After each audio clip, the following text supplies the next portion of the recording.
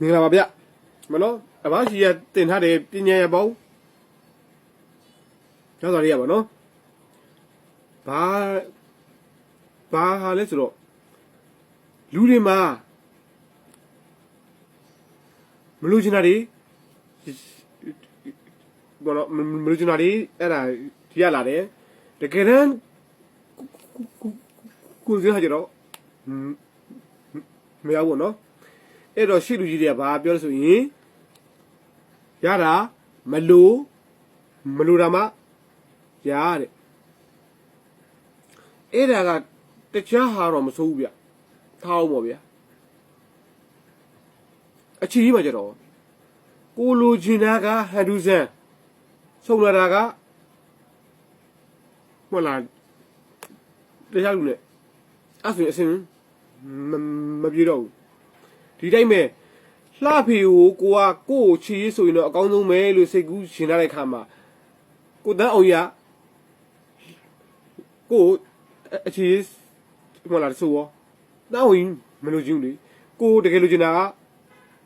ဟိုလာလှဖေပေါ့အဲ့ဒါဆိုရင်တော့တဲ့ဘာကျေရချီရမဆိုရင်ကျွန်တော်တို့ခငယ်တော့ကစာသိရင်အသုံးချတဲ့ကြောက်တင်မုံနော်ကြောက်တင်မုံမှာလူချင်းတဲ့သူရဲ့နာမည်ကိုရေးတဲ့ရေးပြီးတော့အဲ့ကြောက်တင်မုံအဲ့နာမည်ပြောင်းရှာနဲ့ရဲတဲ့မကြခင်မှာကိုအလူချင်းဆုံးဟာဒီပြည့်သွားလိမ့်မယ်အဓိကကတော့ဗျာတခြားကတော့ကျွန်တော်တော့မဆန်းဘူးသေးဘူးကျမအဲ့ကောင်လေးကိုစိတ်ကူးရှင်ထားတာအဲ့ကောင်လေးကဖွင့်မပြောဘူးအဲ့ကောင်လေးကဖွင့်မပြောဘဲနဲ့ဘာမှမဆိုင်တဲ့အဲ့လူကဖွင့်ပြောတယ်ဆိုတော့မလူတာတွေမနော်ဆက်ရတဲ့ဟာမျိုးအဲ့တော့မလူတာတွေမရဖဲနဲ့လိုအပ်တာတွေအမြန်ဆုံးရအောင်လို့ကြောက်တင်ဘုံပေါ်မှာလူကျင်တဲ့သူရဲ့နာမည်ကိုရေးရှာနဲ့ပြအောင်ရက်ဆုတောင်း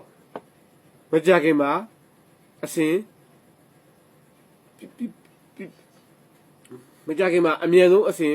ပြပါတယ်ဆိုတဲ့အကြောင်းအဘရှိရပညာရပ်ပေါင်းများစွာရဲ့တစ်ခုကိုကျွန်တော်ဖောက်တယ်ပြန်ချတာပါခင်ဗျာဟုတ်ကဲ့ကျွန်တော်ကတော့ဟန်ဒီစမ်းပါခင်ဗျာ